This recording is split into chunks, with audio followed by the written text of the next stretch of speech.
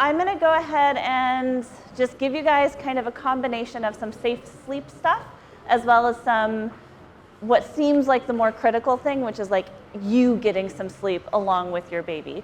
Who here is really, really worried that they're going to not sleep for the next 3 months? Yeah, exactly. I am sure that that's half the reason you're sitting here, is like, how do I avoid losing sleep for the next 3 months, right? Come on in, guys.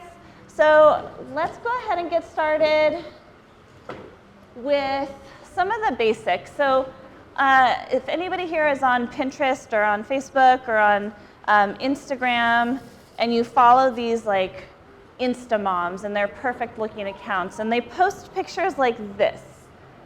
Raise your hand if you think this is really, really cute. Aw, so cute. Who can tell me what's really, really, really wrong with this picture? Can anybody? Say it louder. Dangerous, why? And? Yep, okay, yes, good. So here's the thing about really perfect, cute baby pictures is a lot of times they're really encouraging parents to do dangerous things with their babies. So even though it's not adorable, when you bring your baby home, please don't put anything in their crib with them. Like nothing. They don't need a blanket. They have a onesie, they have pajamas, and they should be in a sleep sack. A sleep sack is something that just, it's like a little itty bitty sleeping bag. Their arms stick out, zips all the way up, that's gonna keep them warm. They shouldn't have any stuffed animals. They don't even know the stuffed animal is there. It might look cute for a picture, but you don't need to add a stuffed animal. They don't need to wear a hat to bed. That was really cute. Please don't put a hat on your baby to bed, or anything that can kind of come loose and come over their face, right? The other thing that's really important to remember is putting your baby to sleep. Should they go to sleep on their belly or on their back? Anybody? Back. Back to sleep, right? The reason for that is SIDS. Somewhere around the 80s, late 80s, into the early 90s, we figured out that sleeping on your stomach was really dangerous in that first few months of life. So to minimize the risk of SIDS, you want an empty crib. You want to put your baby to sleep on their back, not on their stomach, and not on their side, okay? That's not forever, by the way. So I work with families on sleep training. I will go into the home of a 12-month-old baby, and the mom will say in a panic, "She keeps rolling over to her stomach and sleeping on her stomach. It's terrible, I'm so worried." Okay, she can be on her stomach. It's just in the beginning, when your baby is not strong enough to move their own head to side so that they can be breathing, okay?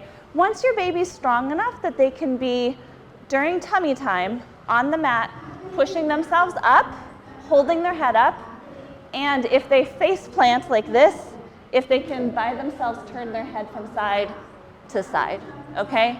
So once your baby is strong enough to do those things, then it's a different situation. But in the very beginning, yeah, back to sleep, empty crib. And the best way to make sure that you're getting the most amount of sleep in those first 12 weeks of life is to swaddle your baby. And I don't mean swaddle like, oh no, I don't want to swaddle them too tight because they're going to be uncomfortable. I mean swaddle the crap out of your baby so tight.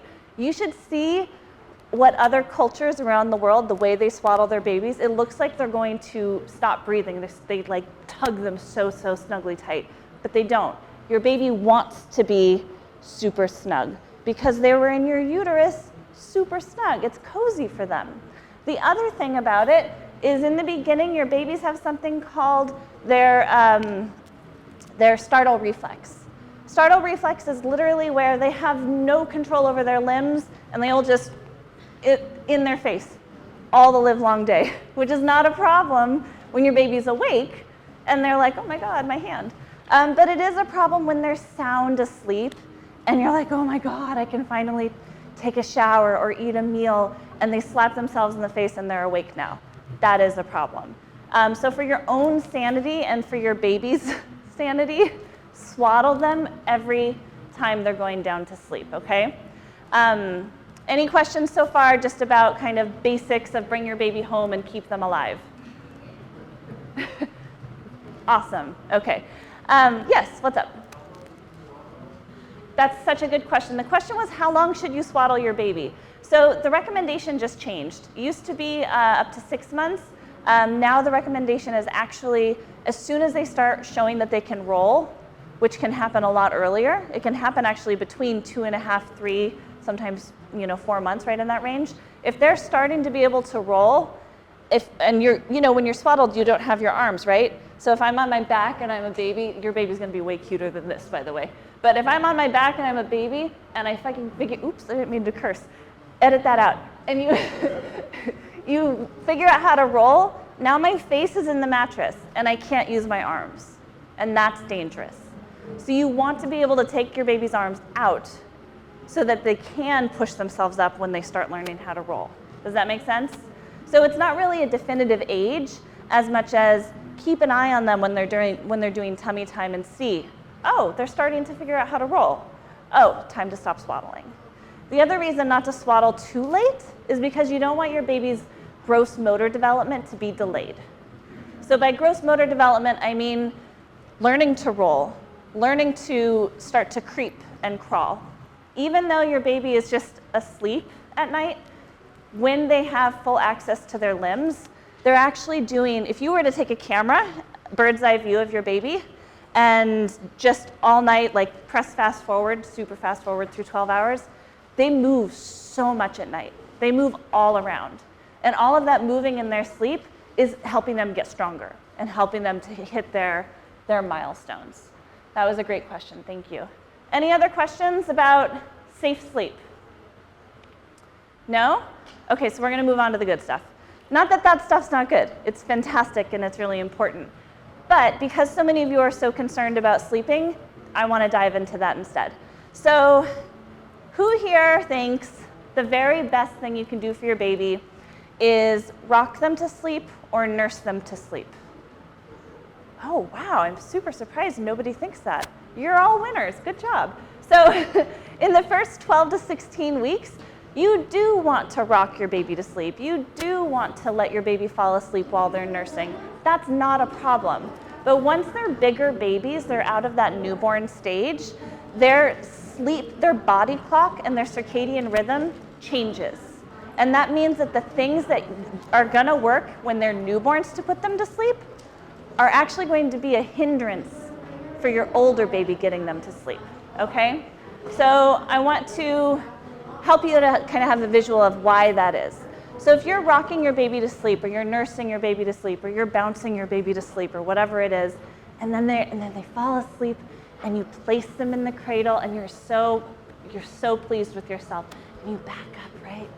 And then they wake up 3 or 4 hours later. They are gonna have no idea how to get themselves back to sleep. And the reason is they can't duplicate rocking themselves. They can't duplicate patting and singing Twinkle Twinkle or having a bottle or nursing. All of those things require your intervention. So what are they gonna do?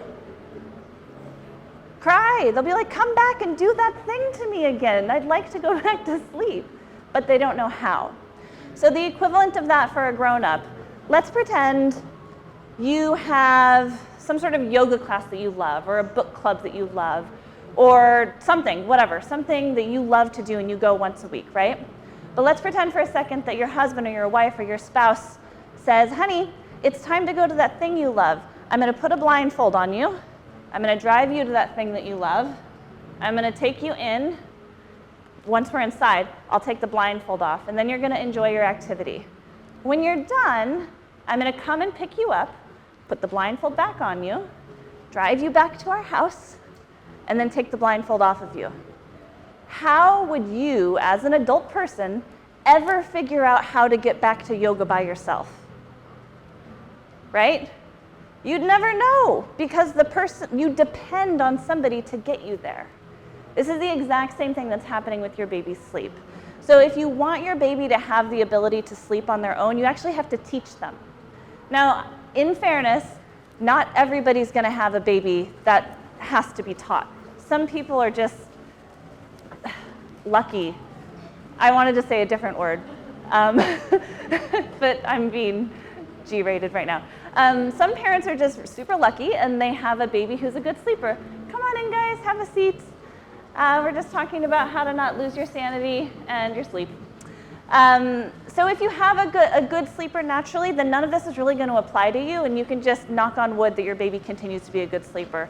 But for those of you who are not having naturally good sleepers, you have to teach your baby the skill to fall asleep, and that requires a little bit of behavior modification, which sounds silly on an infant, but that's really what it requires. So what you're going to want to do, this is again, after your baby is 12 weeks or older, 12 pounds and over, and your pediatrician is happy with their weight gain. Once you meet all three of those criteria, you're going to start doing bedtime and naps like this. You're going to feed, you're going to burp. You are not going to allow them to fall asleep while eating, kind of a key part of it here. And then you're going to put your baby down awake. And then they're going to look at you like, are you fucking kidding me? Oh my God, I'm so sorry with the F-bombs today. But that is how they're going to look at you, because they're going to be like, this is totally new and different, and I don't like it very much. And they're going to cry, and you're going to walk out. And then you're going to set a timer for 10 minutes. And you and your spouse are going to hold hands like, this is the hardest thing we've ever done. You'll get through it. They're going to cry. They're going to scream. It's going to be awful.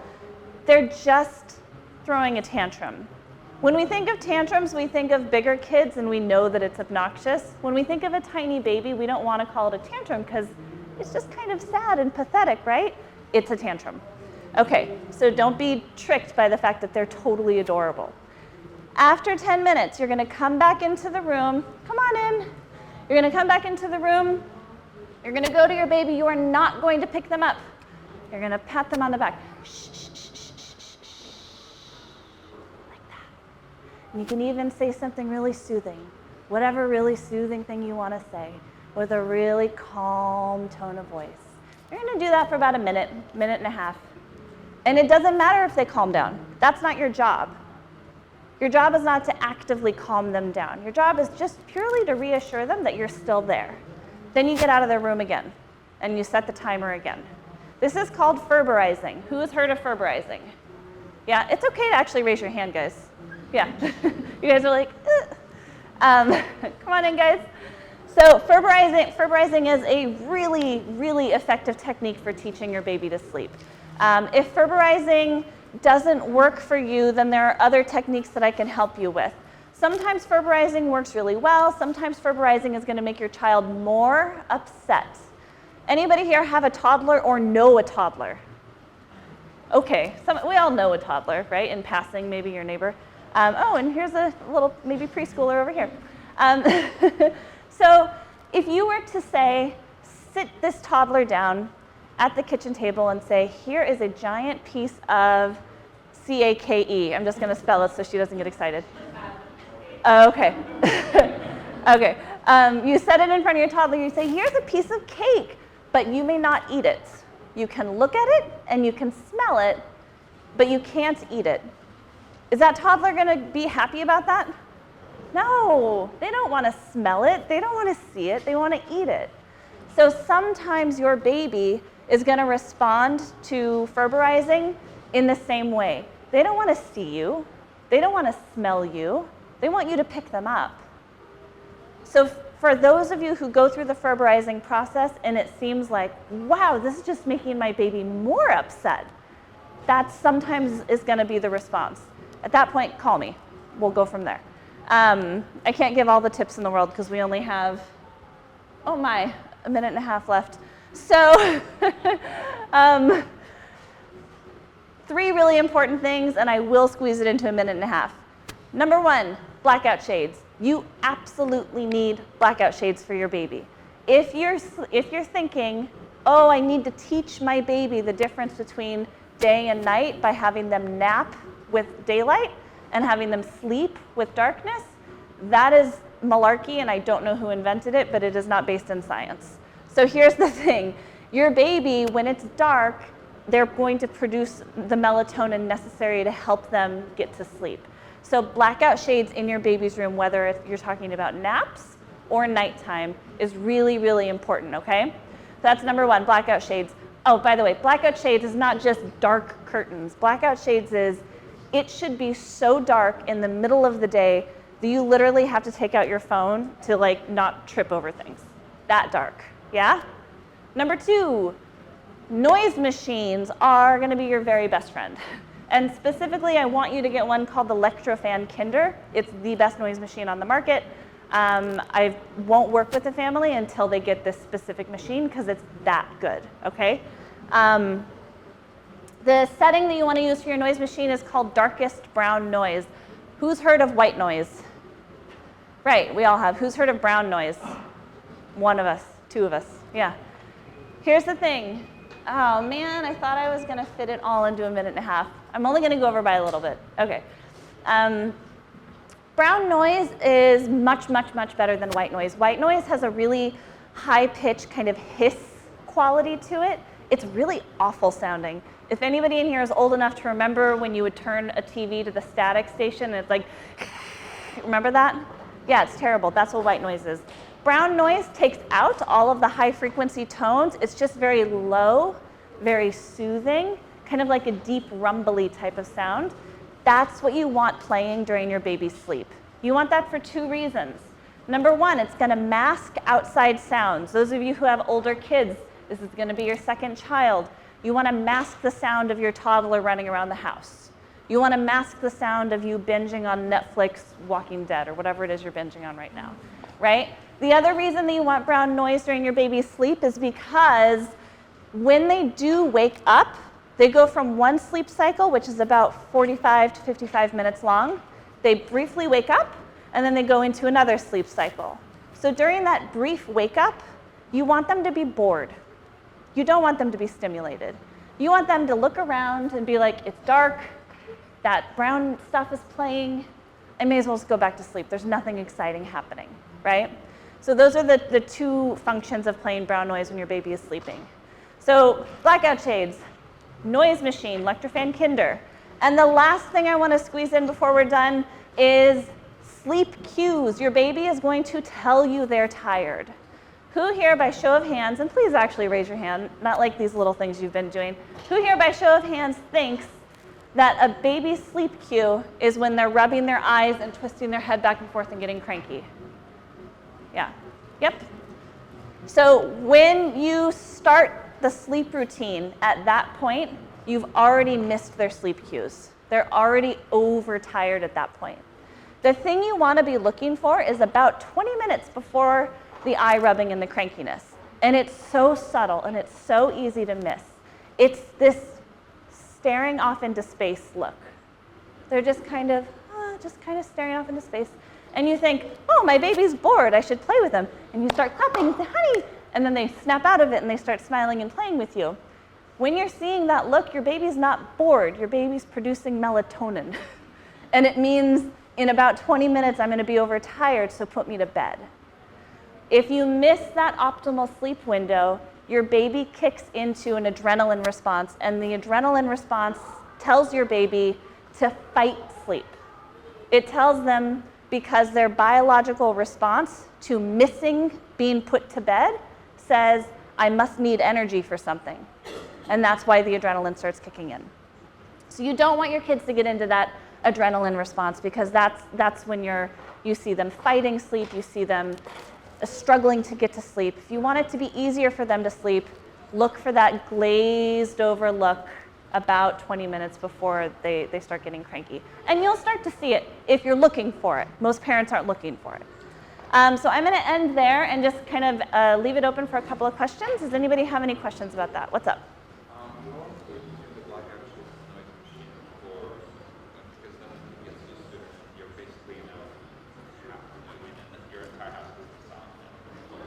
Right, so the question was, how long do you use the blackout shades and the sound machine? There's no harm in continuing to use it, there's only a benefit. The perceived harm is now your child is addicted to these, they're not addicted, but dependent on these things for sleep. When the reality is 80% of your baby's sleep happens in your house anyways. So when you do have to travel, or when you do have to have a day where you're just out and about for whatever reason, your baby will figure out how to sleep under other circumstances. And you can definitely, like the sound machine that I recommend, it's this big. You can just take it with you wherever you're traveling. When you go to a hotel, throw an extra quilt over the curtain rod in there and darken out that room. There's no harm in keeping both of those active. What's up?